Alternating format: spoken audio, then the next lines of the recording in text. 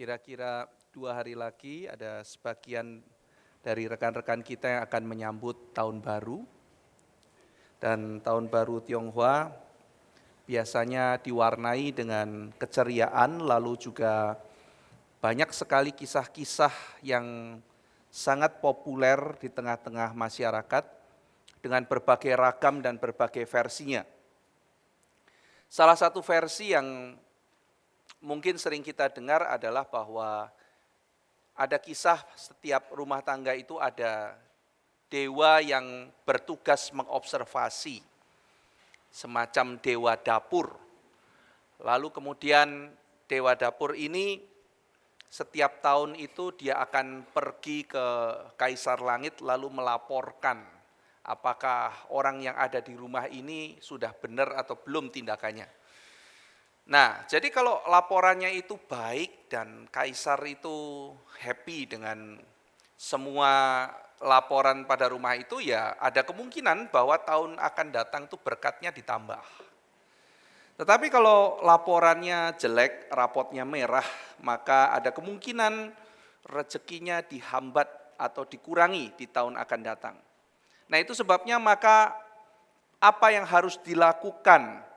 Sangat menarik kisah-kisah yang ada itu bukan bicara mengenai kalau begitu kita tingkatkan kinerja kebaikan daripada rumah tangga ini sehingga rapot kita lebih baik, lalu kemudian rezekinya lebih banyak. Ya, mungkin ada satu alternatif seperti itu begitu ya. Tetapi yang menarik adalah ya ini entah dibaca bagaimana ya. Ya mungkin ada tafsir yang mengatakan ini cerdik begitu ya. Karena setiap cerita itu pasti ada penekanan tertentu, kreatif mungkin sedikit nakal begitu ya. Yaitu bahwa bagaimana dengan tidak mengubah isi rumah ini, ya caranya adalah memanipulasi si dewa dapurnya. Sehingga memastikan bahwa dewa dapur ini memberikan laporan yang benar kepada Kaisar Langit. Ya caranya apa? Ya caranya kasih yang makanan yang enak-enak, yang manis-manis. Jadi kalau sudah sampai ke Kaisar Langit ngomongnya manis gitu. Mungkin saudara pernah dengar versi cerita ini ya, jadi dikasih dalam satu buku yang saya baca, itulah sebabnya maka di hari tahun baru makanan dibuat lebih manis dari biasanya. Sehingga diharapkan dewa dapur yang mengobservasi ketika makan, makanannya manis, maka dia pergi ke langit ceritanya manis-manis.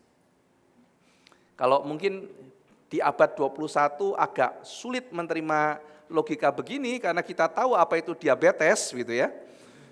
Dan makanan yang terlalu manis itu tidak enak buat kita, tapi mungkin kisah-kisah seperti ini muncul di dalam pola pikir agraris di mana mayoritas adalah petani dan miskin, maka kebanyakan dari mereka kalau bisa mendapatkan sesuatu yang manis itu ada sesuatu yang sangat mahal buat mereka.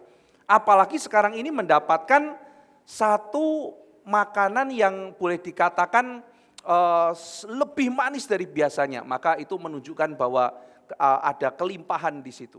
Nah, saudara sekalian, ada juga yang mengatakan selain dikasih yang manis, kita harus menjaga supaya Kaisar Langit itu tidak terlalu mendapat banyak laporan dari dewa dapur. Semakin banyak ngomong, semakin banyak yang terbongkar. Maka bikin dia sedikit bicara saja, tidak usah terlalu banyak. Karena nanti kalau makin banyak ngomong jadi bocor, maka dikasih makanan yang lengket supaya mulutnya itu sibuk sendiri, dia tidak sempat banyak ngomong, yaitu kue keranjang. Sudah tambah manis, lagi lengket sehingga akhirnya ngomongnya tidak terlalu banyak. Nah, jadi saudara sekalian ada kisah-kisah seperti itu yang mungkin dibaca sebagai kelihayan atau kepintaran juga bagaimana melihat peluang meningkatkan keuntungan. Mungkin ada pandangan-pandangan yang seperti itu. Tetapi kalau kita mau merefleksi dari iman Kristen dan kita mau melihat fenomena-fenomena kisah seperti ini, satu hal yang kita perlihatkan, yang kita mau komentarkan adalah bahwa Tuhan di dalam menilai dia tidak bisa dimanipulasi. Ketika Tuhan Allah melihat satu keluarga, Tuhan mengatakan manusia itu melihat rupa. Tetapi Tuhan berbeda dengan manusia. Tuhan itu sanggup mengerti isi hati manusia. Dan itu sebabnya Tuhan Yesus Kristus seringkali menunjukkan keilahiannya dengan dia membaca apa yang ada di dalam hati dan pikiran manusia. Sebagai bukti bahwa dia adalah Allah yang sanggup membaca keadaan. Nah saudara sekalian, maka ketika bagi-bagi angpau, diharapkan orang ketika banyak datang lalu dibagi, kan orang tidak tahu isinya apa. Bahkan kadang-kadang ada yang isinya kertas, koran atau apa gitu ya, yang dibagi-bagikan. Tetapi diharapkan bagi sebagian orang yang percaya kisah ini, ketika dewa dapur melihat, wah ini orang baik sekali, murah hati, dia bagi-bagi. Nah maka disampaikan, wah Kaisar Langit seneng luar biasa, ini orang rumah ini memang baik, yuk kita tahun depan tambah rezekinya. Saudara sekalian, orang Kristen percaya bahwa yang namanya provisi atau penyediaan atau rezeki itu bukan sekedar dikaitkan hanya dengan kemampuan atau kerja keras saya saja. Saudara, banyak loh orang yang pinter dan kerja keras, tapi rezekinya mungkin lebih sedikit dari pemalas, bahkan kalau ekstrim ya, pemalas dan tidak pintar. Ya, orang sederhana menjelaskan itulah namanya nasib, kan begitu kan ya. Dan itu semua tercantum di dalam kitab Pengkhotbah. Saudara mungkin sangat cerdas, mungkin sangat terpelajar, dan bukan itu saja. Seorang yang rajin, seorang bertanggung jawab, seorang yang pekerja keras, tapi itu semua tidak menjamin bahwa apa yang kita akan dapatkan itu lebih tinggi daripada orang, bahkan yang pemalas. Maka kan ada orang bilang, nggak usah sekolah tinggi-tinggi juga, rezekinya itu banyak orang yang nggak sekolah lebih tinggi rezekinya. Banyak orang malas pun kejatuhan rezeki. Nah bagaimana menjelaskan hal ini? Saudara sekalian, Tuhan ketika memberikan berkat, dia juga memberikan pertanggungjawaban. Maka apa yang diberikan kepada saudara itu akan dituntut, diminta balik oleh Tuhan sebagai sebuah pertanggungjawaban. Jadi kalau saudara sudah menerima sesuatu, maka itu bukan sekedar sesuatu yang saudara terima, tetapi saudara harus mengembalikan itu kepada Tuhan. Sesuatu yang harus dipertanggungjawabkan. Maka provision, provisi, penyediaan. Di dalam bahasa Inggris istilah provision itu adalah untuk visi yang Tuhan berikan kepada kita. Setiap kita itu mempunyai tugas dalam kehidupan, mempunyai visi. Maka Tuhan memberikan kepada kita cukup untuk melaksanakan tugas kita itu. Maka barang siapa mendapatkan visi dari Tuhan, lalu kemudian memakai semua yang dari Tuhan untuk menjalankan visi itu, maka itu artinya mempertanggungjawabkan. Tetapi kalau kita tidak memakainya, tetapi kita menyimpangkan, kita memakai itu untuk menghalangi tujuan utama kehidupan kita, atau bahkan menyimpangkan hidup kita daripada tujuan yang semula, maka itu adalah korupsi. Seorang anak diberikan Tuhan sepeda motor untuk antar dia pergi bersekolah atau dia pergi studi, mempertanggungjawabkan apa yang harus dikerjakan olehnya. Tetapi sepeda motor itu bikin dia malas, tidak mau belajar trek-trekan sampai akhirnya kecelakaan. Maka sesungguhnya sepeda motor itu sudah dikorupsi oleh anak tersebut. Karena menyimpangkan dia daripada panggilan semula yang Tuhan berikan. Maka kalau setiap kita memahami prinsip daripada kitab suci, kita tidak perlu saling iri satu dengan yang lain. Dan kita juga tidak kecewa, kita tidak hancur hati melihat ada orang lain lebih diberkati daripada kita. Karena setiap orang membutuhkan sesuatu konteks pelatihan dari Tuhan yang berbeda. Setiap orang karena tugasnya berbeda, maka berkatnya juga berbeda. Dan kita juga tahu selanjutnya bahwa Tuhan tidak pernah salah. Dan Tuhan selalu tepat, bijaksana di dalam memberikan berkat. Saudara sekalian, kalau menjelang tahun baru Tionghoa, saudara pergi ke toko buku.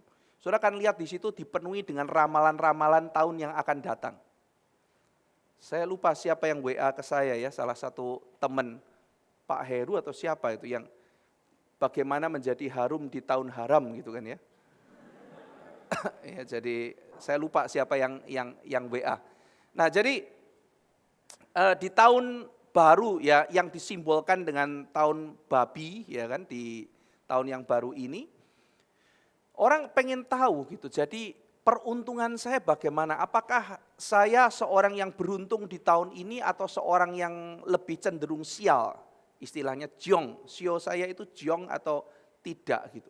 Nah sehingga saudara sekalian diharapkan kalau kita bisa mempunyai bocoran-bocoran, tadi pagi saya berkhotbah di Pantai Indah Kapuk mengenai planning dan perencanaan. Kalau saya berharap bisa mendapatkan bocoran-bocoran, saya bisa memprediksi masa depan. Karena masa depan itu unpredictable, saya berusaha untuk predik apa yang akan ada di masa depan. Maka saya meramal, dan ramalan itu bisa jadi sebuah bocoran akan sebuah celaka yang saya akan terima di hari depan. Maka sebelum kecelakaan itu tiba, saya mau antisipasi, saya mau dapat bocorannya. Nah, saudara sekalian, di belakang asumsi, kenapa sih kok orang Kristen dilarang untuk ramal-ramal seperti itu? Kan lumayan kan, kita bisa tahu sesuatu apa yang akan terjadi di hari depan. Saudara misalnya tanya sama saya, Pak Ivan, bagaimana peruntungan saya di tahun 2019? Saya akan bilang, peruntunganmu adalah wewenang Tuhan. Tugasmu adalah bekerja segiat mungkin, sekuat tenaga, semaksimal mungkin, sejujur mungkin. Dan setelah itu serahkan semuanya kepada Tuhan. Wih, jawaban apa itu? Kok jawabannya begitu? Minta tambah lagi dan jangan lupa berdoa. Itu kan final sudah kan ya. Maksud saya begini loh Pak Ivan, saya mesti pakai baju warna apa? Yang penting pakai baju kan begitu kan ya. Pesan saya adalah warna baju sesuaikan dengan konteks. Jangan sampai datang ke orang kedukaan pakai baju bling-bling, ya kan? Jangan sampai datang ke pesta pernikahan pakai item-item, jangan kebalik begitu kan ya. Nah, jadi di situ ya hanya menyesuaikan situasi saja, tetapi tidak ada tertentu warna ini bikin sial atau apa. Kenapa kita tidak perhatian begitu, saudara? Kenapa kita tidak akhirnya mendetail, memprediksi masa depan? Karena Tuhan Yesus sendiri sudah mengatakan, masa dan waktu bukan urusanmu. Ketika murid-murid tanya, kapan waktunya Tuhan? Kasih bocoran, prediksilah masa depan. Kapan saatnya engkau akan memulihkan Israel? Masa dan waktu bukan urusanmu. Tetapi ketika roh Tuhan itu turun atas kamu, kamu harus menjadi saksi. Itu sebabnya semua orang Kristen pasti menjawab, masa dan waktu itu bukan urusanmu. Tetapi bersaksi, bertindak maksimal, sebaik mungkin kerjakan bagi Tuhan. Itu yang kita lakukan. Sementara yang lain Tuhan yang mengaturnya. Lalu di situ saudara sekalian, kita juga mengingat bahwa orang-orang yang memprediksi masa depan perlu dipertanyakan.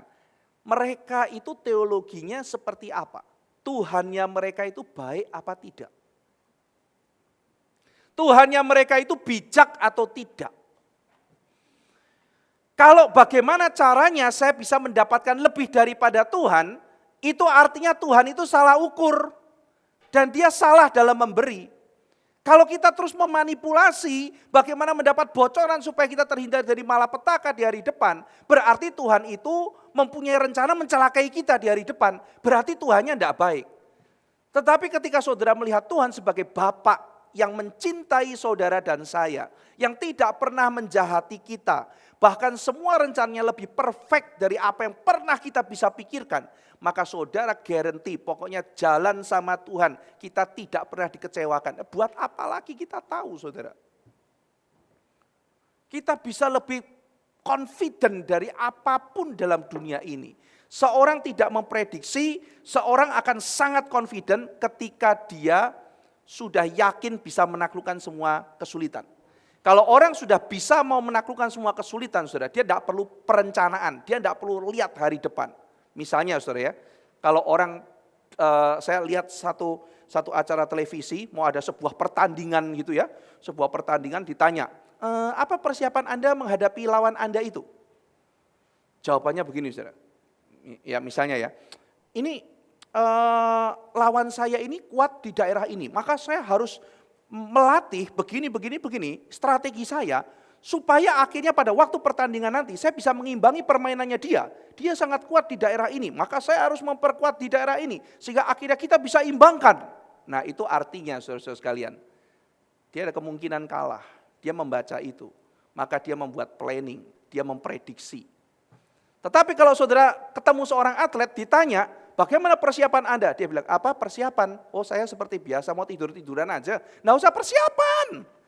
Itu kayak main bulu tangkis sama anak kecil kampung sebelah saya itu. Biasa itu. Sudah hadapi saja. Nggak usah ada persiapan. Wah itu artinya saudara confidence-nya luar biasa. Saya kalau ketemu murid saudara, saya tanya besok ujian sudah persiapan. Buat apa Pak persiapan? Wah ini dua macam murid ini. Langsung saya membedakan. Buat apa Pak? Yang pertama saudara sekalian, murid yang sudah hopeless gitu ya. Buat apa persiapan gitu? Ya pasti jelek, buat apa disiapkan? Ya itu nomor 1 gitu ya. Tapi bisa jadi murid ini adalah yang nomor 2, yaitu apa? Buat apa dipersiapkan, nilai saya selalu bagus kok. Tidak perlu lagi persiapan. Nah ini adalah confident. Saudara sekalian, ketika kita ikut Tuhan, kita bukan yang hopeless. Kita yang confident. Saya tidak perlu tahu hari depan perancangannya seperti apa.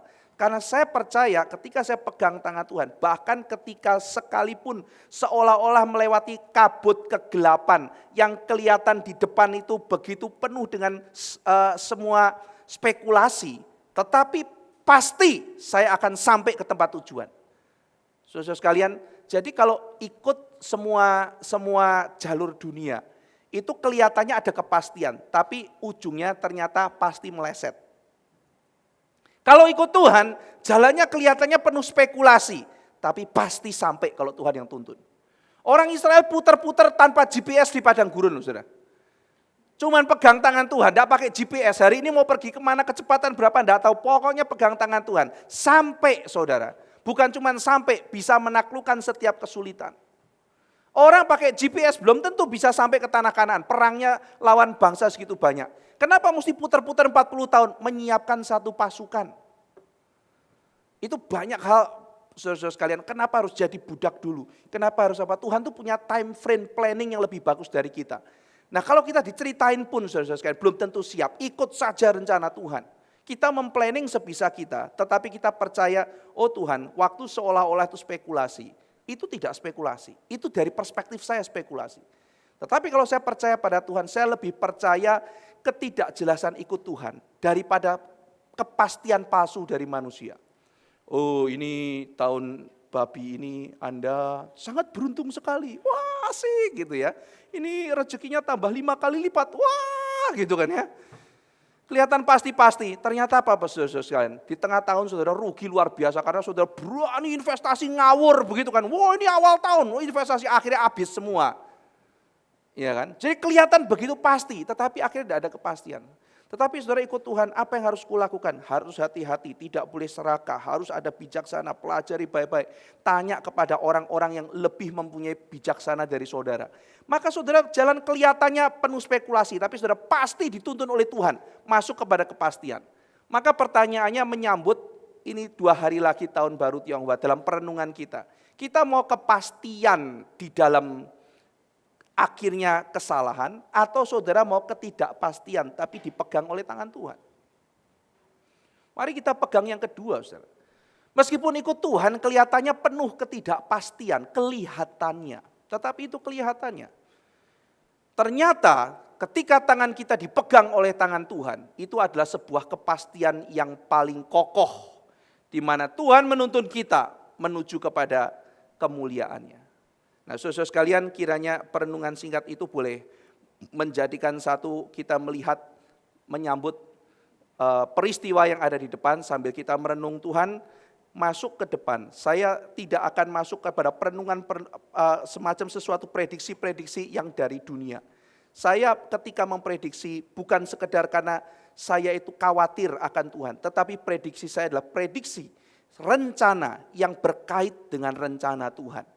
Dan rencana yang saya bikin adalah rencana yang keluar dari sumber bijaksana Tuhan. Berbeda dengan semua usaha manusia yang meramal, yang bergantung kepada kekuatan alam dan akhirnya memisahkan diri daripada bijaksana Tuhan.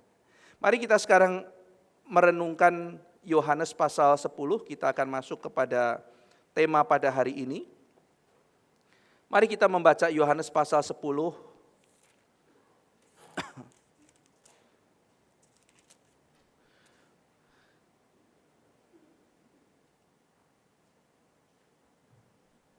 Mulai ayat 7 sampai ayat 10. Satu bagian yang sangat terkenal sekali di dalam kitab suci. Yohanes pasal 10 ayat 7 sampai ayat 10. Mari kita membaca bersama-sama. Maka kata Yesus sekali lagi, aku berkata kepadamu, sesungguhnya akulah pintu ke domba-domba itu. Semua orang yang datang sebelum aku adalah pencuri dan perampok. Dan domba-domba itu tidak mendengarkan mereka. Akulah pintu, barang siapa masuk melalui aku, ia akan selamat dan ia akan masuk dan keluar dan menemukan padang rumput. Pencuri datang hanya untuk mencuri dan membunuh dan membinasakan. Aku datang supaya mereka mempunyai hidup dan mempunyainya dalam segala kelimpahan. Mari kita berdoa. Bapa, kami mengundang supaya Engkau boleh hadir di tengah-tengah kami melalui pekerjaan Allah Roh Kudus untuk membawa kami taat kepada kehendak-Mu. Biar Tuhan boleh membawa hati kami ke hadirat-Mu. Dan biarlah Tuhan boleh berkata-kata kepada setiap kami, memberikan perintah-Mu. Sehingga kami menjadi hidup di dalam Tuhan. Dan boleh menikmati kelimpahan dari Tuhan. Bakarlah hati kami, sehingga hati kami makin kudus di hadapan-Mu, makin bersih, makin suci, makin berkenan, dan makin mempermuliakan nama-Mu. Kiranya di dalam hati kami senantiasa ya Tuhan, setinggi-tingginya, sedalam-dalamnya, kami boleh mengasihi hanya Engkau saja. Biarlah Tuhan boleh menjadi sumber kekuatan dan menjadi objek kerinduan kami. Dalam nama Tuhan Yesus Kristus kami berdoa. Amin. Saudara sekalian, di dalam teks-teks yang kita baca minggu-minggu ini menceritakan bahwa Tuhan Yesus adalah gembala yang sangat mengasihi domba-dombanya. Dan kita sudah melihat bahwa domba adalah makhluk yang sangat bergantung kepada gembalanya. Berbeda dengan makhluk lain. Kucing itu bisa membersihkan diri, saudara. Dan kucing itu sering jilat-jilat, dia sering seolah-olah mandi. Sehingga saudara sekalian meskipun dia takut ketemu air, tetapi kita jarang sekali melihat kucing jorok.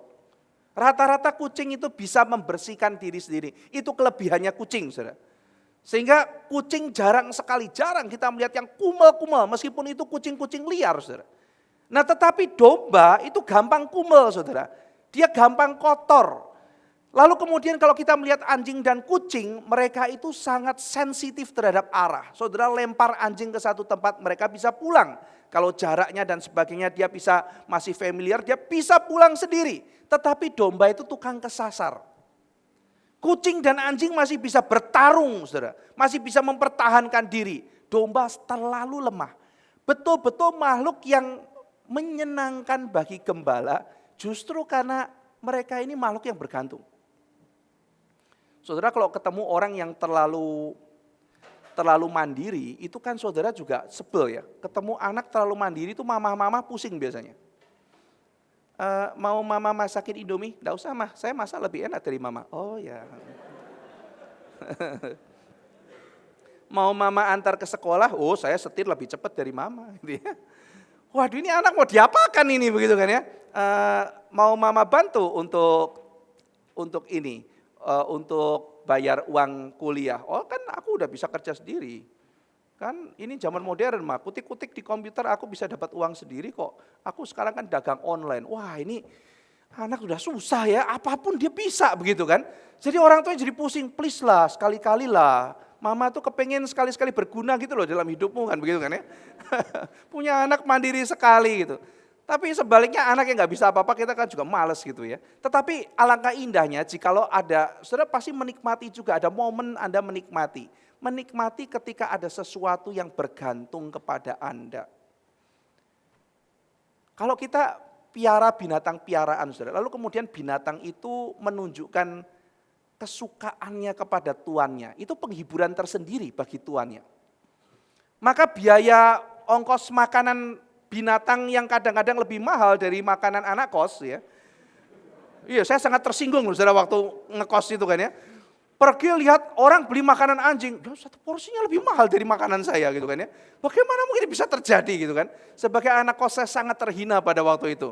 Masa makanan saya lebih murah daripada makanan binatang begitu kan. Kalau dia makanannya yang dibilang nih harus yang elit, harus yang jenis ini gitu ya. Nah jadi saudara-saudara sekalian, meskipun uang banyak dikeluarkan, perawatannya mungkin mahal dan sebagainya, tetapi orang-orang menikmati hal itu ketika hewan itu menunjukkan satu keintiman dengan majikannya. Saudara, lovely. Nah domba itu kalau saudara ketemu domba, itu memang nyebelin tapi lovely begitu.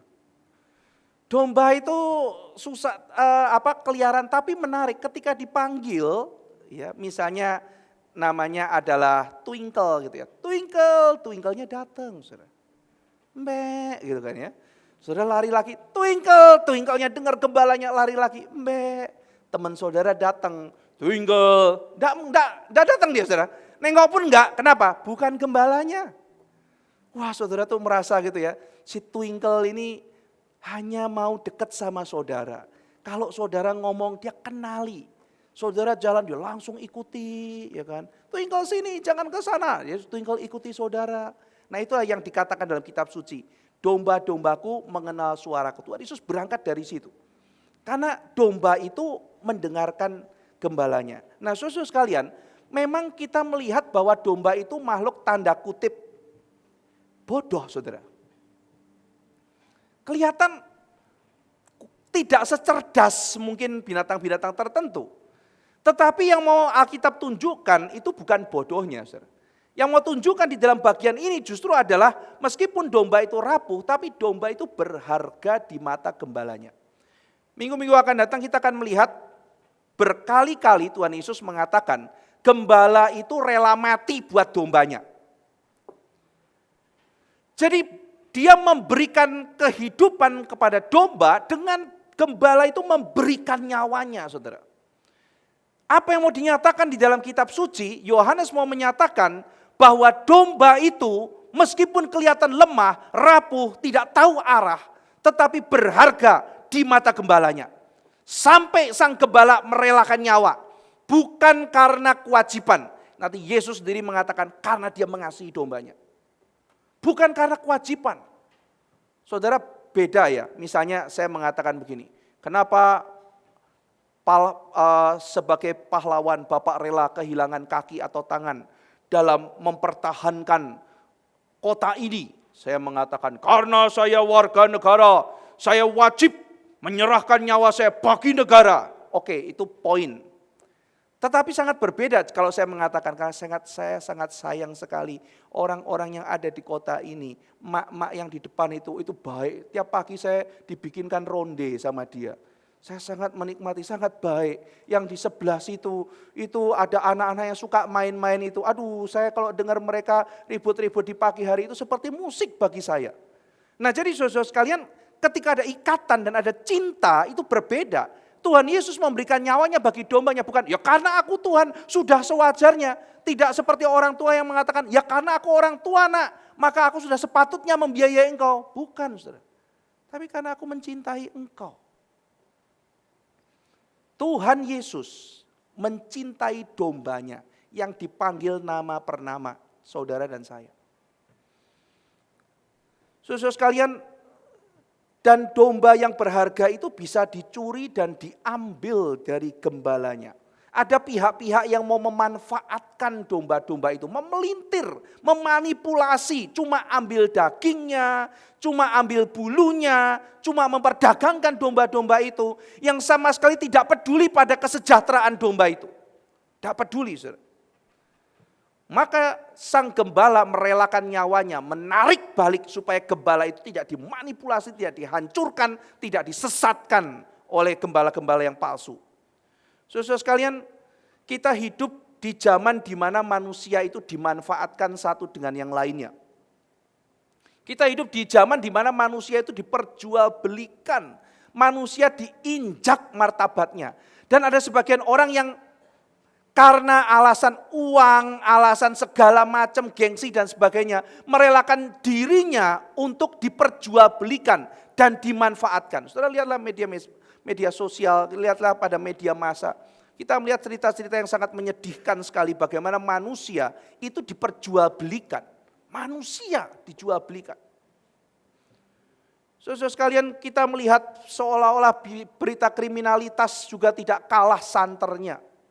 Bicara terus-menerus bagaimana manusia itu seolah-olah bisa hidupnya diakhiri kapanpun. Hanya karena uang 5.000 rupiah. Hanya karena orang yang keserempet sedikit mobilnya. Lalu kemudian marah-marah sehingga akhirnya mengakhiri hidup yang lain. Seolah-olah manusia itu nyawanya begitu tidak berharga. Demi bola, saudara, sepak bola. Kita mendengar beberapa waktu yang lalu, seorang supporter sepak bola yang ketangkap oleh supporter yang lain, digiring, dihakimi secara massal, dan tidak ada yang menyelamatkan dia. Dia dipukuli sepanjang perjalanan, dianiaya habis-habisan, darah cecer di mana-mana. Dan semua massa bergembira menganiaya. Ini hidup seperti apa, saudara? Manusia tidak ada harganya. Demi politik, demi uang, semuanya dimanfaatkan. Karena ada sekelompok orang yang mau berkuasa, lempar isu. Orang-orang bisa mempermainkan jabatannya dia, mempermainkan kuasanya dia, mempermainkan orang-orang yang ada untuk keuntungan pribadi. Itu kisah yang kita terima, saudara. Di Indonesia, di luar Indonesia sama saja. Banyak presiden-presiden itu jiwanya pedagang, saudara. Banyak pejabat-pejabat yang dipentingkan adalah usaha sendiri. Dan jabatan itu sebagai salah satu cara. Dia bisa ngomong apapun mempengaruhi ekonomi dunia. Ngomong saja. Habis itu diralat, tidak masalah. Tapi dunia sudah berubah dan itu mempengaruhi kepentingan saya. Semua pion jabatan apapun dimanfaatkan. Dan di tengah-tengah dunia yang seperti itu, saudara, demi politik, demi uang, demi kekuasaan, demi apapun orang mempermainkan yang lain. Yesus Kristus turun dalam dunia mengatakan, aku mengasihi domba-dombaku satu persatu. Ada pengharapan dalam dunia ini, saudara sekalian. Ketika kita sudah muak melihat semuanya itu, kita kembali kepada Tuhan Yesus Kristus. Dan kita mengatakan, Tuhan, aku tidak akan memanfaatkan jiwa-jiwa yang ada karena Tuhan mengasihi domba-domba itu. Manusia itu mulia di depan Tuhan. Kita mencintai sesama kita karena Tuhan telah mencintai kita. Dan kita menunjukkan respect. Kita melihat manusia adalah makhluk yang bermartabat. Dan kita menjunjung tinggi harga seekor domba di mata gembalanya. Saya masih ingat, saudara, 10 tahun yang lalu dalam sebuah diskusi mengenai sekolah Calvin. Saya bilang sekolah mesti begini, sekolah mesti begini, sekolah mesti begini. Di tengah-tengah diskusi dengan para anggota yayasan. Salah satu yayasan mengatakan, Pak Ivan tidak bisa kayak begitu. Saya tidak setuju sekolah kita mau jadi begitu. Loh kenapa tidak begitu Pak? Anda itu terlalu melihat sekolah itu sebagai seperti seorang gembala melihat dombanya. Aku bisa memahami Pak Ivan, kamu itu backgroundnya gembala. Karena backgroundmu gembala, maka ketika kamu melihat murid yang kamu lihat domba, maka caramu seperti itu. Tetapi kalau caramu seperti itu, melihat murid sebagai gembala, ini sekolah Pak, ini bukan gereja. Loh so what Pak? Sekolah dan gereja beda pengelolaan, tetapi sekolah dan gereja saya tidak setuju kalau beda melihat manusia. Sekolah dan gereja dua institusi berbeda, manajemennya harus totally berbeda. Tetapi cara melihat manusianya harus sama. Wah Pak Ivan, tidak bisa loh sekolah lihat kayak kamu, ngeliatin satu persatu, ngurusin satu persatu, kita buang waktu. Kalau sekolah Calvin pakai cara Pak Ivan, saya jamin 100% tidak bisa gede. Tidak akan bisa gede. Kalau kamu mau punya 100 cabang, tidak bisa pakai cara seperti itu. Terlalu ribet. Saya diam, saudara. Saya berhadapan dengan orang-orang yang sangat ngerti manajemen. Saya berhadapan dengan orang-orang yang bukan orang goblok, saudara. Pintar sekali, sangat mengerti. Dan di situ mereka memberikan satu feedback terhadap cara berpikir saya. Menentukan arah mesti harus bagaimana. Dan mereka bilang, mereka bukan orang-orang yang hanya teori, mereka menguasai, saudara. Mereka punya pengalaman dengan banyak hal. Dan kalau Anda mau punya 100 dan Anda bukan punya 1, tidak bisa pakai cara seperti itu. Wah saya bergumul, saudara. Saya renung. Iya ya, satu sisi kita ingin besar.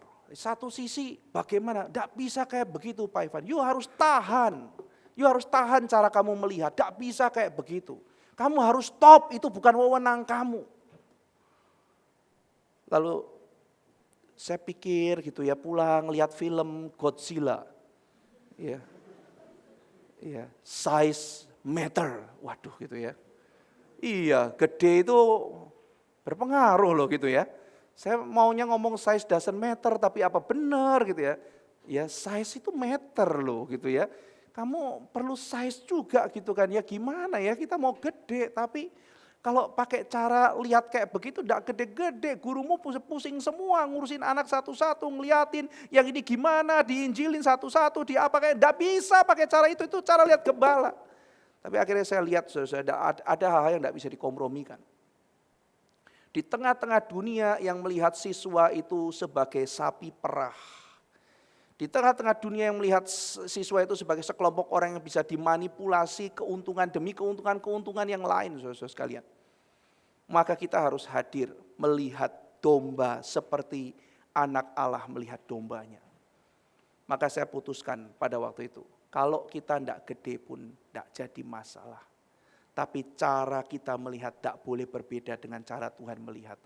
Domba itu berharga. Yuk kita urusi domba-domba itu. Yuk kita campur tangan di dalam kehidupan domba-domba itu. Meskipun itu akan membuat setiap kita menjadi lelah dan letih. Lelah dan letih. Kemarin saya konseling pernikahan dengan satu pasangan dan saya mengatakan sama mereka, apa yang kamu expect bertemu orang setiap hari? Apa yang kamu ekspektasi ketemu orang? Nanti kamu ketemu suamimu, ketemu orang lain, orang-orang seperti apa yang kamu ekspektasi? Saya bilang sama mereka, kamu tahu nggak manusia itu orang berdosa? Kalau manusia orang berdosa, maka yang mereka bisa lakukan adalah berdosa. Bahkan meskipun Tuhan telah menebus mereka, mereka masih bisa saling menyakiti satu dengan yang lain. Maka ekspektasilah setiap hari itu ketemu orang aneh dan bermasalah. Justru orang Kristen seringkali ekspektasinya apa, saudara? Wah, saya akan ketemu orang baik, orang yang kayak malaikat. Saya akan ketemu orang-orang yang indah, yang luar biasa, yang akan menggembirakan saya, membuat saya terangkat ke surga, gitu kan ya. Ya siap-siap kecewa ya tiap hari. Doktrinnya separuh benar gitu kan. Ya ada orang-orang seperti itu. Tapi fakta bahwa dosa itu sangat mengerikan. Membuat saudara harus juga mempunyai semacam sesuatu perspektif. Anda akan ketemu orang aneh. Jadi saya tuh sudah tiap hari, jemaatku aneh, ya. Muridku aneh, guru-guruku aneh, ya.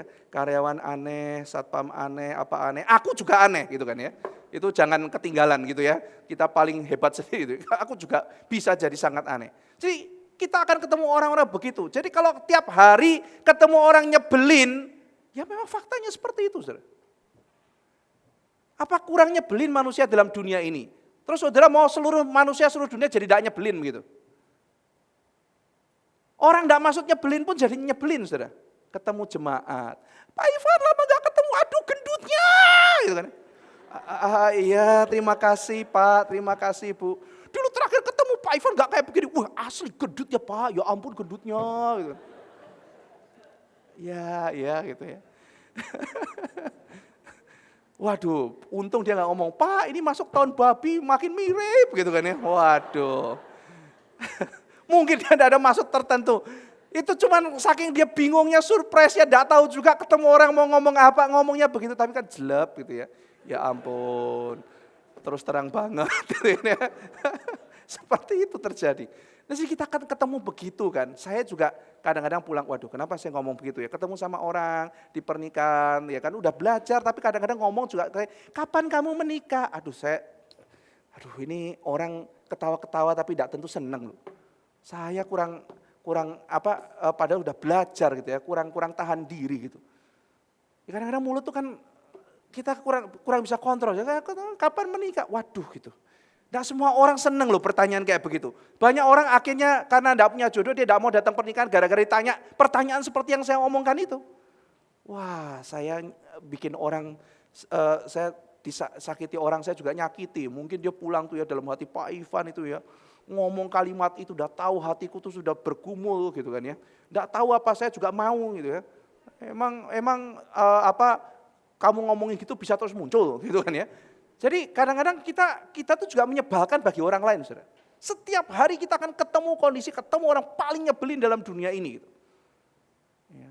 Lagi antre baik-baik. Ada bapak enggak tahu sok enggak ngerti, kayaknya sok enggak ngerti ya. Dia ngerti itu. Ceret nyerobot depan itu. Kesel gitu kan ya. Kasih tahu, Pak, ini antre. Dia lebih galak. Ini semua jalurnya enggak jelas. Ya sudah mau gimana gitu. Bandaranya juga tidak bikin jelas gitu kan ya. Terus saya berkelahi sama dia. Ketinggalan pesawat kita ditangkap satpam gitu kan ya. Ya sudahlah saya diam aja. Memang dunia isinya orang menyebalkan begini gitu kan ya. Terus lagi duduk blek, orang telepon, hoi, ya begitu. Aduh, dalam pesawat gitu kan ya. Ketemu kayak begini sudah duduknya begini begitu kan ya. Srak gitu kan, ya ampun gak punya hati nurani. Udah tahu ini tempat pesawat sempit-sempit kayak begini, terus mau gimana? Oh kalau gitu saya juga mau begini. Ya enggak ada gunanya kan ya. Ya paling dengan sempit ya Pak, sempit ya Bu, bagi sedikit ya paling cuman bisa begitu gitu ya. Itu pun kalau dia punya hati nurani, kalau dia cebetut begini ya apa boleh buat gitu kan. Paling saya cuma bisa, sorry ya Pak Bu kalau begini terus gitu kan. Karena tempatnya sempit, saya gede, Bapak gede jadi begini gitu ya. Tapi kalau kita ekspektasi, saudara, kita akan ketemu orang-orang seperti itu. Why not? Kenapa saudara sekalian? Karena meskipun mereka itu berdosa, mereka itu dicintai oleh Tuhan, mereka itu berharga. Mereka itu, saudara-saudara sekalian, domba yang olehnya Yesus Kristus mati menebus dosa. Jadi ketika kita ngelihat, saudara-saudara sekalian, aduh ini orang nyebelin. Tapi mereka berharga loh, Tuhanku yang sayang sama aku mati buat mereka. Aku harus belajar mengasihi mereka. Memang mungkin mereka menyebalkan, mereka apa, tapi Yesus mati buat mereka untuk mengubah mereka, untuk menyucikan mereka. Kadang-kadang lihat jemaat, ya, unik-unik ya, ada yang karakternya begini, ada yang begini, macam-macam gitu. Lalu kemudian saya berpikir, iya Tuhan ya, dulu tuh saya anggap itu aneh. Sekarang saya tahu bahwa keunikan-keunikan itu dicintai oleh Tuhan. Ya ini jemaat tuh ya kayak begini nih gitu ya. Seperti ini, aku juga seperti ini, diterima oleh Tuhan. Dan Tuhan mengasihi mereka. Tidak ada saudara karena kita agak aneh lalu kemudian Tuhan benci ini jemaat yang ini, benci ini, benci. Tidak ada kayak begitu saudara. Tuhan melihat kita itu seperti anak-anaknya. Bayangkan saudara, kita mau bicara apa lagi? Yesus bilang dia memberikan nyawa, nyawa dikasih saudara. Kurang cinta apa saudara? Kadang-kadang kita yang terlalu sadis melihat manusia. Kamu mesti begini kalau Tuhan kalau enggak akan cinta kamu. Kadang-kadang teologi semacam itu sangat tidak alkitabiah saudara. Suatu ketika anak saya bilang, ya kan saya kan yang terbaik gitu. Saya kaget loh, siapa yang ngajarin kamu ngomong kayak begitu tiba-tiba gitu ya. Enggak ada yang ngajarin itu. Pancing sama mamanya, kenapa kok kamu bisa ngomong gitu, motivasimu apa? Ya aku mau yang terbaik supaya aku disayang sama papa sama mama. Kita harus jelaskan, waktu itu saya jelaskan, enggak kok. Papa dan mama tidak sayang kamu karena kamu menjadi yang terbaik. Kamu nakal pun, papa dan mama tetap sayang kamu. Kan kadang-kadang kan, kalau kamu udah jadi anak yang baik, saya enggak sayang kamu. Kan kadang-kadang gitu kan saudara ya. Kalau kamu nakal, dibenci gitu kan ya. Saya harus menjelaskan, papa dan mama sayang kamu, bahkan ketika kamu paling kurang ajar sekalipun. Dan ketika kamu sudah menerima kebaikan, alangkah indahnya kalau kamu baik, membalas kebaikan. Kadang-kadang saya ajarkan, dunia ini bekerjanya aneh. Tuhan mengasihi kita meskipun kita berdosa. Di dalam persahabatan di masyarakat, mereka lihat orang baik. Kalau kamu tidak baik, kamu tidak disahabati sama mereka. Jadi kamu mesti melihat bagaimana dunia ini bekerja. Kamu mengerti kebenaran, kamu mengerti cara dunia bekerja. Itu dijelaskan saudara sekalian. Tuhan mengasihi kita saudara sekalian, bukan karena kita sudah baik dulu, sudah benar dulu, sudah apa, maka Tuhan sayang luar biasa sama kita. Tidak. Yesus Kristus mengatakan dia melihat domba-dombanya memberikan nyawanya. Karena domba-dombanya itu sangat berharga. Nah saudara sekalian, lalu kemudian setelah domba itu berharga, maka Tuhan Yesus mengatakan aku adalah pintu. Pintu apa saudara? Pintu supaya ketika domba itu masuk, domba itu mendapatkan sesuatu dari Tuhan. Ketika saya membaca bagian ini, saya melihat-lihat ilustrasi-ilustrasi yang ada di dalam pembahasan oleh orang-orang yang menggumulkan bagian ini. Saya lihat ada ilustrasi-ilustrasi yang dipakai. Salah satu ilustrasi yang sangat menarik hati saya adalah kisah mengenai Michelangelo. Entah ini benar atau entah ini hanya cerita-cerita seputar Michelangelo. Tapi saya membaca ketika ada orang membahas bagian ini, saudara. Dia menceritakan saat itu Michelangelo lagi datang ke tempat seorang artis yang sedang pameran. Jadi dia bikin patung, lalu kemudian minta artis-artis yang lain datang memberikan komentar. Nah saat itu Michelangelo juga datang. Lalu dia memperhatikan setiap detail sudut dari patung yang dibuat oleh seniman muda itu. Dia lihat, diperhatikan, Michelangelo seniman senior yang sangat ditunggu komentarnya. Setelah dia lihat setiap detailnya, Michelangelo cuma komentar satu kalimat. Bagus. Tapi sayang, kurang satu hal. Setelah itu dia pergi. Nah ini penasaran ini. Jadi kan waduh ini kok enggak cerita ke saya gitu ya. Ini nama baik saya bisa hancur. Dia udah ngomong ke semua orang. Bagus, tapi kurang satu hal. Terus dia pergi enggak cerita kurangnya apa gitu kan. Orang kan jadi bingung nanti ini kurangnya apa. Nama baik saya. Wah akhirnya dia pikir gimana caranya supaya bisa dapat lanjutan ceritanya Michelangelo. Dia minta tolong temannya, tanyain dong sama Michelangelo. Patung saya itu kurang apa? Akhirnya temannya ini datang. Michelangelo, itu kemarin waktu komentar tuh kamu bilang ya, itu bagus cuman kurang satu ya. Iya, bagus cuman kurang satu hal. Kurangnya apa Michelangelo? Dia bilang gini, enggak ada hidup. Patungnya bagus, satu yang enggak ada, enggak hidup. Saudara sekalian, kadang-kadang bagaimana kita bisa melihat ada satu patung yang semuanya bagus tapi enggak ada hidupnya. Sama seperti kayak orang main biola, saudara, betul semua. Saya masih ingat ada seorang jemaat kita, saudara, sekarang menjadi pemain biola yang baik gitu ya. Tapi pada waktu dia masih latihan, masih kecil itu, saudara, dia kan main gitu ya, main, terus dikomentarin gurunya. Bener semua sih, tapi kamu itu main biola tuh kayak AC nyentor. Ngek, nggak ada hidupnya, saudara. Ngek gitu kan ya. Nah saya kan dekat sama orang itu, jadi saya ada bahan ngeceng gitu kan ya.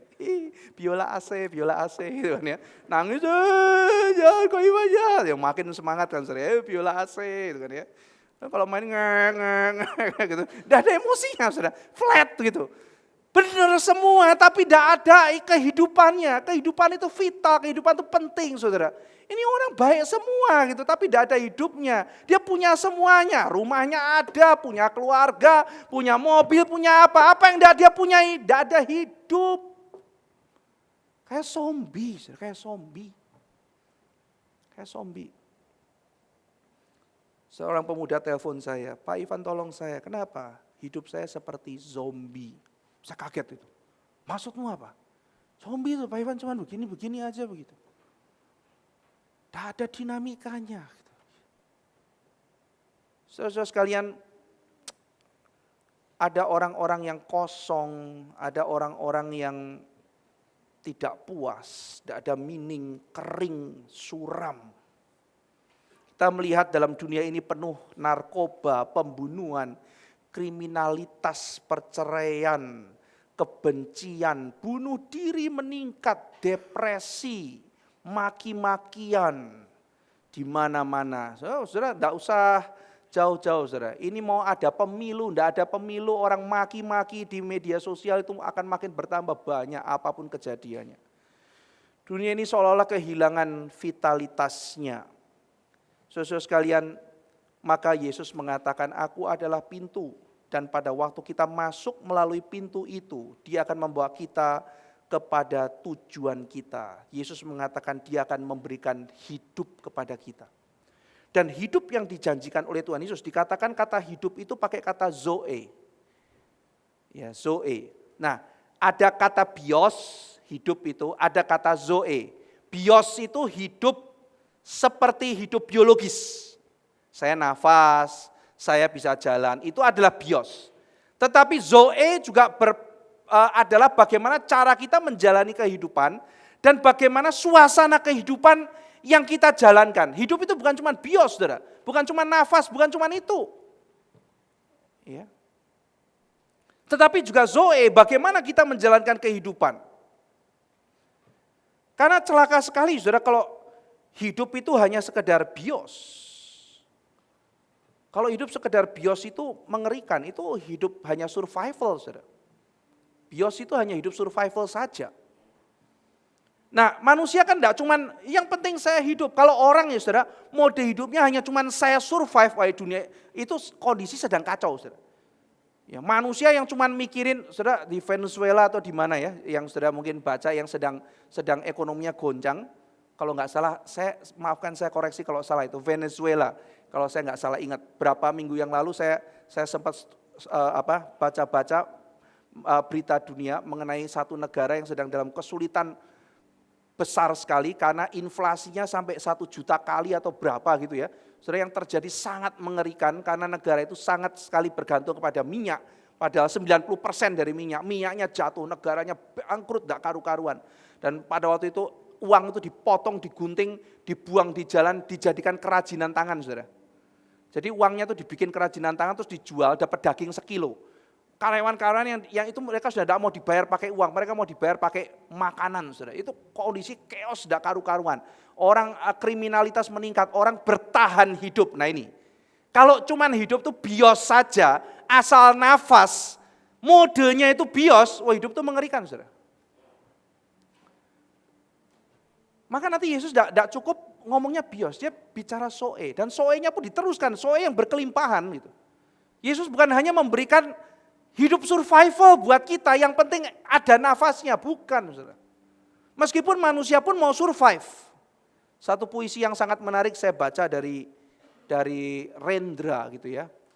Rendra itu bilang, saya bingung melihat manusia. Ketika orang bilang, aku mau mati, ketika aku bawakan pisau, dia lari mau hidup. Ya, menarik gitu ya, saya baca itu menarik benar juga ya gitu kan. Mau mati, dibawain pisau, lari minta hidup dia gitu kan ya. Jangan bunuh, tadi mau mati gitu kan. Sekarang saya bawakan pisau, lari dia. Dia mau menunjukkan kegalauan, kegamangan hidup manusia. Jadi manusia memang ada naluri survival. Itu menjadi bagian daripada perjuangan kita. Nah saudara, tapi kalau kita hidupnya cuma survival saja, itu berarti situasi kita sangat mengerikan, saudara. Dan orang yang modenya survival itu jarang bisa mengasihi loh, saudara. Di mana negara survival, orang-orangnya survive hanya untuk hidup dan makan, saudara, itu gampang chaos. Maka kan saudara, tidak mungkin kan, saudara-saudara sekalian, Venezuela sekarang sedang survival. Maka kami menganjurkan para turis datang ke sana, lagi murah-murahnya ya. Shopping-shopping di sana sambil belanja, menikmati keindahan masyarakat yang berkumpul. Bagi-bagi daginglah di sana. Wah saudara, tidak akan begitu. Kenapa? Sangat berbahaya sekali. Ya, travel warning, kriminalitas meningkat, Anda akan menjadi korban kejahatan dan sebagainya. Karena waktu survival itu mengerikan. Nah celakanya kalau manusia itu hidupnya hanya survival juga mengerikan. Celakanya banyak orang hidup kok survival. Maka kalau masyarakat survival mengerikan, saudara. Kenapa? Karena orang lain itu yang ada dianggap ancaman terhadap kehidupan saya. Itu mode survival. Jadi adanya orang lain itu jadi ancaman terhadap saya. Kalau orang kelimpahan ada yang lain, ya sudah ada gitu. Tapi kalau survival, wah ini mengancam saya ini. Jadi sangat mengerikan sekali kalau orang tuh mode hidupnya itu survival. Karena yang lain tuh ancaman. Ya. Nah jadi saudara sekalian, orang yang jiwanya survive celaka. Cowok ganteng dikit itu ya, dia lagi naksir cewek. Cowok ganteng, dia langsung survive gitu kan. Benci, jangan-jangan naksirin cewek. Ancaman bagi saya gitu kan ya. Jadi temannya semua yang ganteng itu disingkirkan dalam kehidupan dia. Ya, karena modenya mode survive. Nah, Saudara bisa bayangkan ya, orang yang kayak begini gimana kalau kerja gitu. Orang jiwanya survive lalu kerja. Semua teman kerja tuh ancaman. Wah, ini cari muka bos nih. Wah, ini ancaman ini. Gimana? Ini mau sikut saya nih. Sikut balik gitu. Berantem terus kerjaannya. Ribut sana sini, tidak bisa diajak temenan. Kenapa? Karena modenya survive, saudara. Survive. Orang ini sangat rapuh sekali. Karena dia anggap semua orang lain itu mau menghancurkan. Nah saudara sekalian, kita boleh saja menjadi seorang pejuang. Tetapi pejuang itu bukan start dari jiwa yang survive, saudara. Pejuang Allah itu start dari jiwa yang penuh dengan kelimpahan. Jiwa yang penuh dengan kelimpahan. Mengapa ada orang yang bisa menikmati kehebatan yang lain? Karena dia start dengan tidak survive, saudara. Kenapa ada orang yang anggap yang lain itu bukan sebagai saingan dan sebagainya? Karena dia limpah, saudara. Orang kalau limpah itu kan confidence-nya tinggi, saudara. Yang lain itu bukan ancaman gitu kan. Orang pintar, gue juga pintar kok, gue juga limpah gitu ya. Ya sama-sama pintar, bagus dong gitu kan ya. Wah ini orang ini, enggak ancaman kok buat saya, ini memperindah komunitas saya. Maka di dalam kelimpahan itu melihat orang lain sebagai community, bukan sebagai ancaman, saudara. Kepandaian, kehebatan, Keindahan yang lain itu menambah sukacita. Bukan mengancam, tapi menambah perayaan. Saudara. Tetapi orang yang survive itu rapuh dalam segala hal. Nah celakanya saudara sekalian, survive itu survive untuk apa gitu? Kenapa manusia itu survive itu? Saya mau hidup, apa sih yang dipertahankan? Survive akan identitas kah? Ya, ada orang yang survive untuk mempertahankan identitasnya. Dia tuh harus menjadi seperti ini. Dia survive. Dan orang yang menghalangi dia mencapai itu disikat semuanya. Saudara sekalian, tetapi Tuhan Yesus datang memberikan zoe, bukan bios. Bukan cuma sekedar kamu nafas. Apa artinya saudara nafas tapi terikat? Apa artinya saudara itu bernafas tetapi hidupnya terbelenggu? Apa artinya sekedar bernafas tapi tidak ada kebahagiaan? Bukan itu yang Tuhan berikan. Tuhan bukan sekedar memberikan cuma sekedar hidup, bukan, zoe. Engkau itu memiliki satu nuansa hidup yang baik. Dan bukan hanya itu saudara. Dan kamu memilikinya di dalam segala kelimpahan. Perisos di dalam bahasa Yunaninya. Jadi kita memiliki hidup, tetapi hidup itu bukan cuma sekedar dijalani saudara. Tetapi kita mempunyai kelimpahan. Kata kelimpahan itu maksudnya di atas normal. Saudara kalau mendengar kitab Roma itu ada istilah lebih dari pemenang. Apa itu? Ini kapan-kapan khotbah menarik kan ya. Jadi sudah menang, ya. Lalu di atasnya menang, hyper conqueror itu. Jadi orang yang bersama Kristus bukan cuma sekedar menang, lebih dari pemenang. Hyper, lebih dari. Nah jadi saudara sekalian Tuhan Yesus itu membawa manusia. Kalau kita ikut Tuhan dibawa masuk kepada kepenuhan manusia. Jadi betul-betul di atas kepenuhan pada umumnya dilimpahi sama Tuhan Yesus. Nah ini apa saudara? Kelimpahan macam apa ini? Nah sehingga orang-orang dalam teologi sukses bisa memelintir itu menjadi kelimpahan di dalam uang, di dalam kepemilikan, di dalam popularitas, di dalam pencapaian, dalam apapun yang mungkin adalah memanjakan cita-cita kedagingan kita. Tapi bukan itu yang Tuhan Yesus maksud saudara. Saudara kalau kita belajar filsafat Yunani, satu orang yang bernama Aristoteles itu punya konsep yang menarik. Apa itu kelimpahan? Hidup itu penuh mencapai kepenuhannya ketika manusia itu menggenapi naturnya itu apa. Manusia itu siapa? Jadi menarik ya. Aristoteles itu mengajar kita mikir begini. Kalau kamu bicara mengenai kepenuhan, kamu harus start dulu dari kamu itu apa. Nah, kalau kamu sadar kamu itu apa, kamu baru bisa mencapai kepenuhanmu itu seperti apa. Jadi dia percaya setiap orang itu mempunyai tujuan dalam kehidupannya. Jadi kamu harus memahami startingmu itu apa dan tujuanmu kemana, baru kamu bisa mengerti apa itu artinya maksimalisasi dalam kehidupan. Kepenuhan hidup itu apa. Nah saudara sekalian dan Aristoteles makanya mengatakan itu adalah kepenuhan fungsi. Ketika manusia itu punya potensi dan potensinya itu teraktualisasi, digerakkan, betapa bahagianya manusia itu. Maka Allah adalah yang paling bahagia. Karena Tuhan dalam perspektif Aristoteles adalah aktual murni, aktus murni. Saudara jadi ada potensi, ada aktus ya.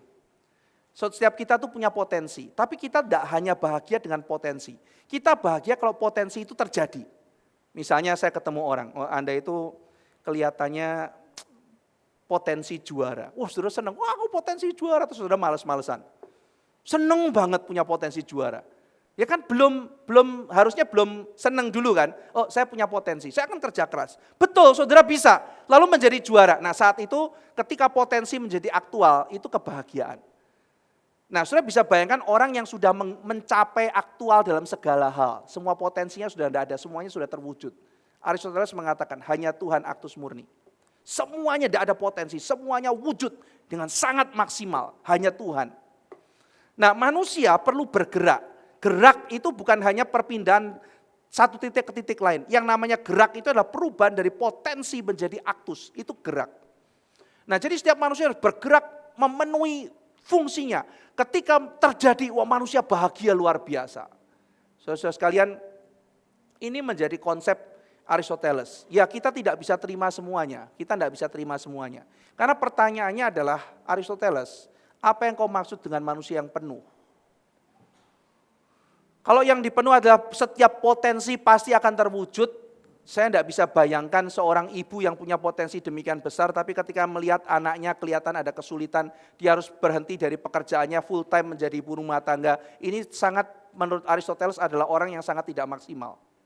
Tapi mungkin saja di dalam konteks tertentu dia akan menjadi sangat maksimal. Kenapa? Karena dia menunjukkan cinta kasihnya pada anaknya. Bahkan dia rela meninggalkan jabatan posisinya di perusahaan yang kemudian mempunyai potensi baik ekonomi ataupun sesuatu yang sangat besar untuk mengasihi, menunjukkan cinta kasihnya pada anaknya. Itu juga satu value yang sangat tinggi. Tetapi mungkin dari perspektif Aristotelian kurang bijaksana. Atau bayangkan seorang yang pernah menulis bernama Henry Nouwen, seorang top yang terkenal sebagai seorang psikiater yang sangat legendaris, seorang yang sangat mempunyai jabatan yang tinggi, diundang ke sana sini, tiba-tiba berhenti dari dunia akademik, masuk ke dalam satu panti rehabilitasi, untuk kemudian mengabdikan seumur hidupnya, merawat orang-orang yang berkebutuhan khusus. Henry Nouwen, dia berhenti dari karirnya yang besar. Dia penceramah, dia berkeliling ke sana sini, tokoh orang yang sangat besar. Seorang yang sangat terkenal sekali. Tetapi kemudian stop semua pekerjaannya. Dan dia masuk ke dalam dedikasi hidupnya. Melayani satu orang. Buku yang sangat terkenal mengenai kisah Adam. Adam itu adalah salah seorang yang sudah dewasa, berkebutuhan khusus. Yang dia rawat, dia tunggui sampai akhirnya suatu hari Adam dipanggil oleh Tuhan. Dan akhirnya Nouwen mengatakan Adam adalah guru saya yang paling besar. Saya membaca satu persatu perkembangan jurnal-jurnal daripada Nouwen. Saya tidak akan mengatakan Nouwen salah pilih. Tapi dari perspektif Aristotelian, Nouwen itu mungkin tidak bijak. Tapi kita bisa melihat dari sudut pandang yang lain, saudara-saudara sekalian. Misalnya dari sudut pandang Kristen, Nouwen mengambil langkah yang tepat. Kenapa, saudara-saudara sekalian? Karena, saudara, Tuhan mengajarkan kepada kita dan Alkitab memberitahu kepada kita itu dari mana dan kita akan menuju kemana. Problem daripada konsep kepenuhan itu adalah mengenai asal-usul dan mengenai tujuan manusia. Bicara mengenai kelimpahan hidup, maksimalisasi, kepenuhan yang lebih daripada sekedar penuh. Penuh dalam hal apa? Saudara sekalian, Tuhan Yesus berkali-kali kita sudah membahas banyak mengenai haus dan lapar. Haus dan lapar akan apa? Bukan haus dan lapar akan kepenuhan kedagingan, saudara. Alkitab mengatakan misalnya haus dan lapar akan kebenaran, haus dan lapar akan menggenapi rencana Tuhan. Itu haus dan lapar yang Tuhan nyatakan di dalam kitab suci. Tetapi manusia lebih tertarik kepada haus yang lapar yang bukan semula dia dicipta untuk itu. Dia menggenapi sesuatu yang lain, saudara.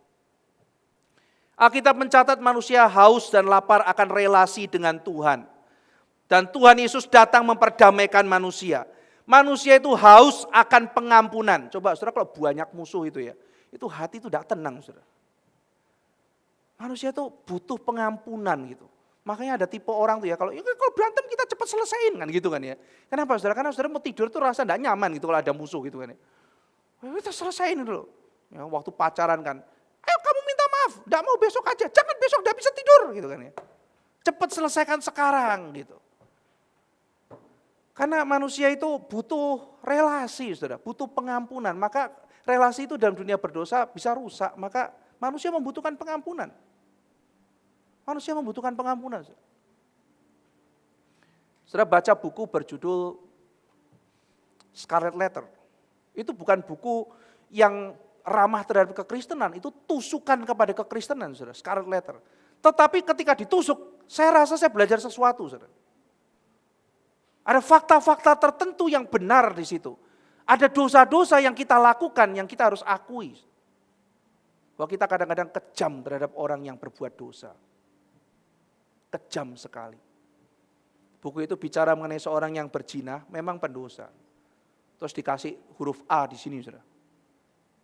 Adulterous, pezina, kemana-mana pergi ada tulisan A. Wah, dipermalukan di seluruh tempat. Gereja memberikan hukuman, tapi kembali yang perempuan dibegitukan, yang laki mana? Perempuannya ditanya, siapa lakinya? Perempuannya diam, tidak mau ngomong. Tampaknya kejadian-kejadian seperti itu sering terjadi ya, bahkan sampai hari ini gitu ya. Yang mana lakinya? Tidak ada ya. Buka, tidak mau ngomong. Saudara-saudara sekalian, sampai akhirnya puluhan tahun kemudian ada satu orang yang mengaku dia sudah hampir mau mati, tersiksa batinnya. Dan orang itu mengaku, saya tidak bisa tahan, saya ngaku, sebelum mati ngaku. Saya yang berbuat jahat, saya adalah orang yang berzina dengan perempuan itu. Dan orang itu adalah orang yang turut menghukum perempuan tersebut. Seorang pemuka kota, seorang yang kelihatan sangat terpelajar dan sangat rohani, juga ikut ambil bagian orang yang berdosa dan orang yang ikut ambil bagian menghukum.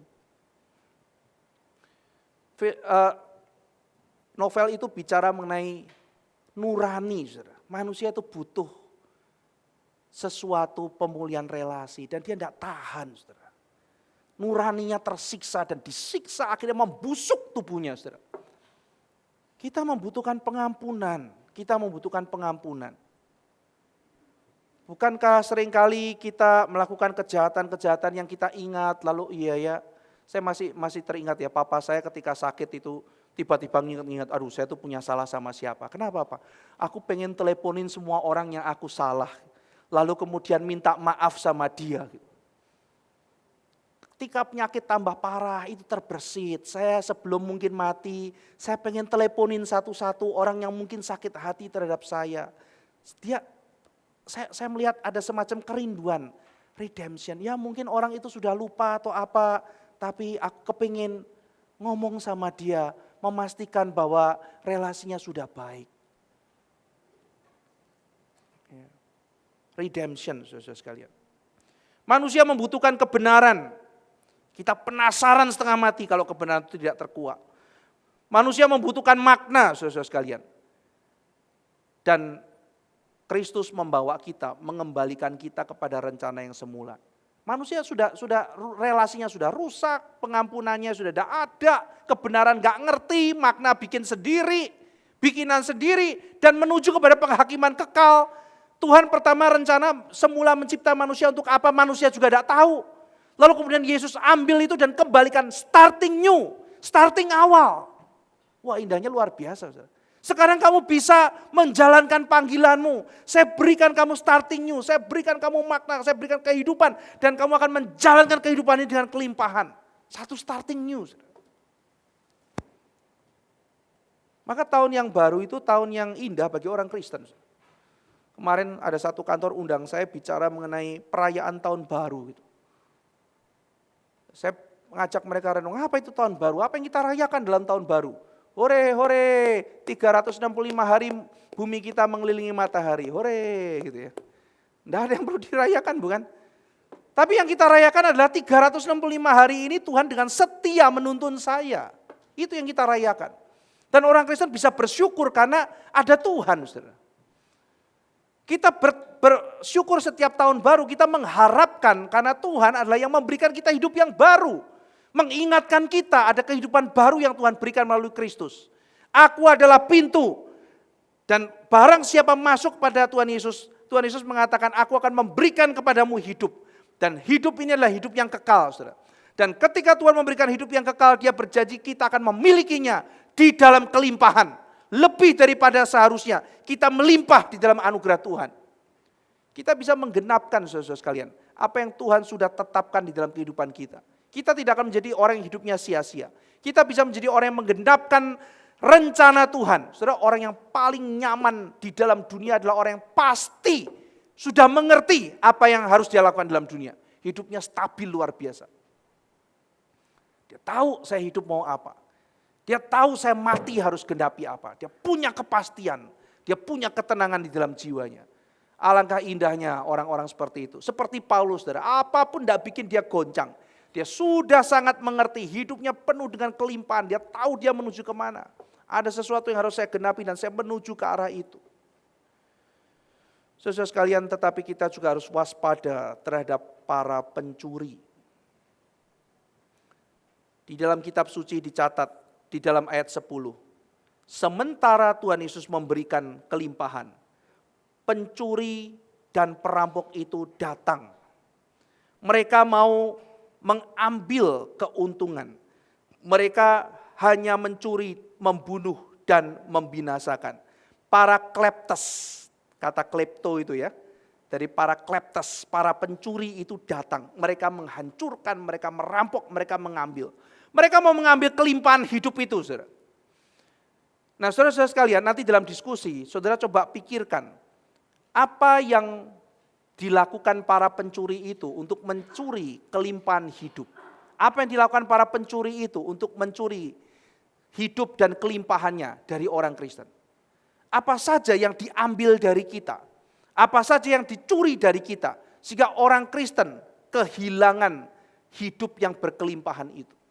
Jadi saudara bisa mendiskusikan hal itu, sesuatu yang penting kita perhatikan. Karena begitu Tuhan Yesus bicara mengenai hidup kelimpahan, di satu sisi dia bicara mengenai perampok yang menghancurkan. Hari ini kita akan berhenti sampai di sini. Minggu-minggu akan datang kita akan membahas mengenai bagaimana Tuhan Yesus memberikan nyawanya dan kenapa dia disebut gembala yang indah. Ayat 11 itu bukan pakai kata agaton, baik, tapi pakai kata kalos, indah. Aku adalah gembala yang indah, diterjemahkan menjadi gembala yang baik. Lalu minggu akan datang kita akan membahas mengenai domba-domba yang lain. Ini misi penginjilan. Bagaimana mengambil domba yang adalah miliknya Tuhan, yang belum berada di kandangnya Tuhan. Yesus tiba-tiba mengatakan ada domba yang lain yang belum masuk kandang ini. Wah, kaget itu. Dombanya di mana? Ada domba yang lain tapi belum di kandang ini. Nah, jadi saudara-saudara sekalian, pulang dari tempat ini minta hidup kelimpahan dari Tuhan. Jangan hidup survive. Jangan hidup survive. Minta hidup yang berkelimpahan. Mari kita berdoa. Bapa di dalam surga, kami mendapatkan hidup dan kami mendapatkan hidup yang berkelimpahan. Kami bukan hanya bertahan hidup di dalam dunia ini, tetapi kami menjalankannya di dalam segala kelimpahan. Tuhan memberikan segala yang kami perlukan untuk menjalankan hidup kudus dalam dunia ini. Kami bersyukur dan berterima kasih. Terima kasih untuk firman pada hari ini. Kiranya Tuhan terus-menerus boleh menuntun kami kepada kelimpahan. Dalam nama Tuhan Yesus kami berdoa. Amin.